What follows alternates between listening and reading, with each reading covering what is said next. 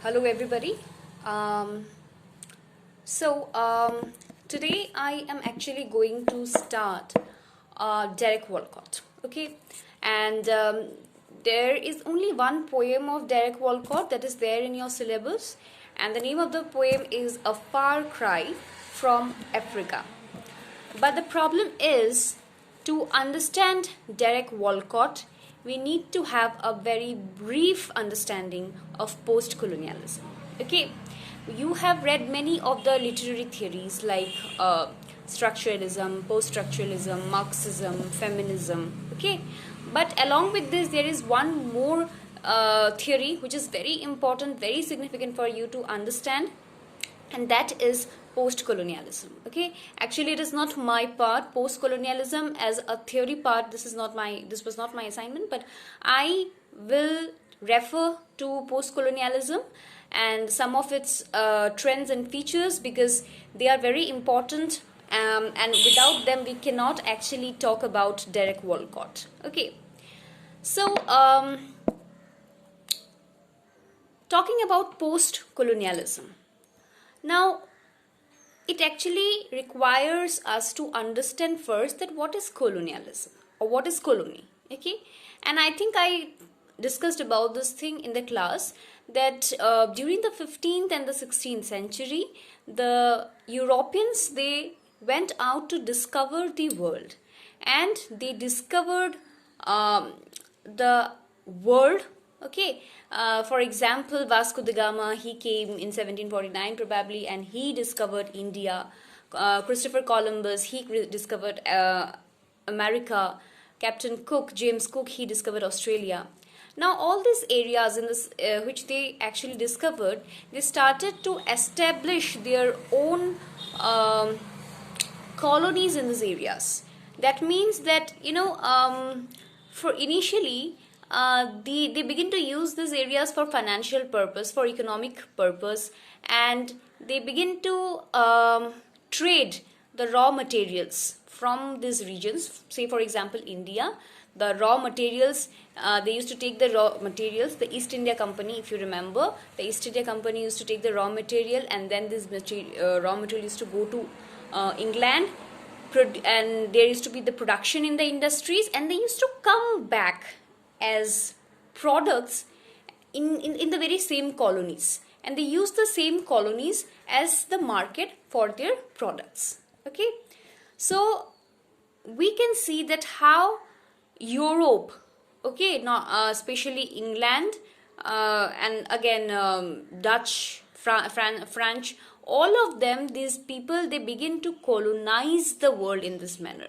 Initially they used to, in some places you will see that they used to go for financial purpose, for doing business, and then later they used to settle down there, and administratively or politically they used to capture the area, which happened in India. Now you have to understand, and this is very important for you to understand here, that colonization is not a very linear or uniform process in all the parts of the world.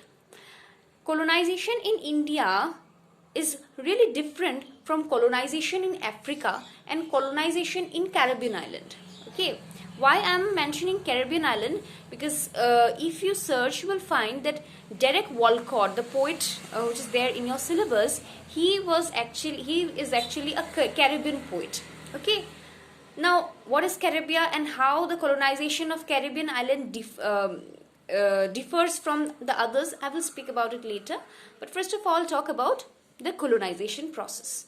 So this is the way in which the colonizers came and they settled down in the colonies. Okay, now the thing is, what is post colonization? Okay, what is post colonial theory? Now you will see that around 1940s, and as I have told you, because in 1945 the Second World War ended, around this 1940s, 45, 50s, most of the most of these colonies, okay, they became independent of their colonizers. India became independent in 1947, China in 1945. So you will see that most of these adjoining countries, we all became independent. We became independent from the rule of the colonizers. Okay. Now, after this, what happened in probably 1970s and 80s, we came up with this new notion of post-colonialism in literary theory.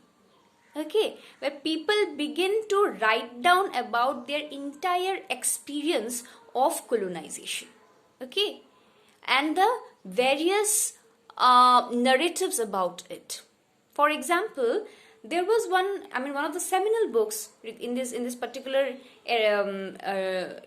field is The Empire Writes Back.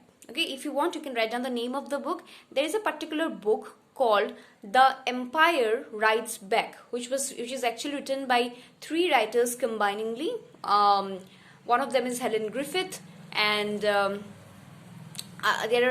are some other writers. So you just go. Bill Ashcroft was one of the writers. Okay, and the other writer I don't remember right now. So you just go, and if you search The Empire Writes Back, you will you will understand. Okay, now what does the title of the book simply means? Okay, The Empire Writes Back. Empire here refers to the colony.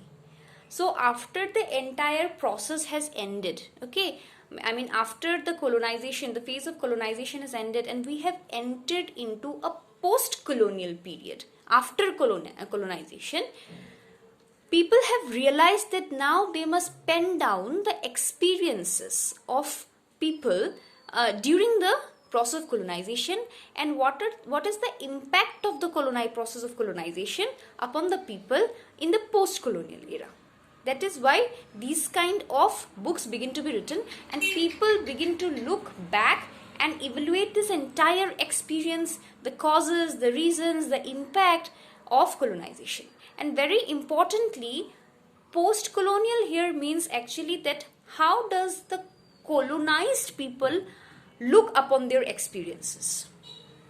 Because if you remember that these people, they had no voice earlier. Okay, because when the Britishers, they came to India, if you remember, the entire education process was actually taken over by them. Okay, and English education was introduced. So to an extent, because they were the rulers and because they were the colonizers, they only spoke. Okay, and they begin to speak even for us, even on behalf of us, they were speaking. So after they were gone, we now had this opportunity to speak for ourselves and to pen down our experiences during this process of colonization, how we as colonized people felt. Because according to them, how do they justify? You have to remember one thing, that the colonizers, when they came to India or to any other region, then they justified the process of colonization, okay, by saying that you are uncivilized, uncouth people, and we have come here to make you civilized. Okay, if you read Robinson Crusoe, you will have this idea where Crusoe, he actually tried to civilize Friday. So Friday was actually a colonized.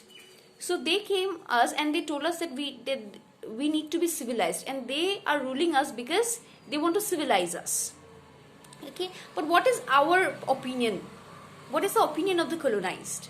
This is what, and all these experiences actually comes under the post-colonial. Okay, the post-colonial theory, which evaluates this entire process from the other side.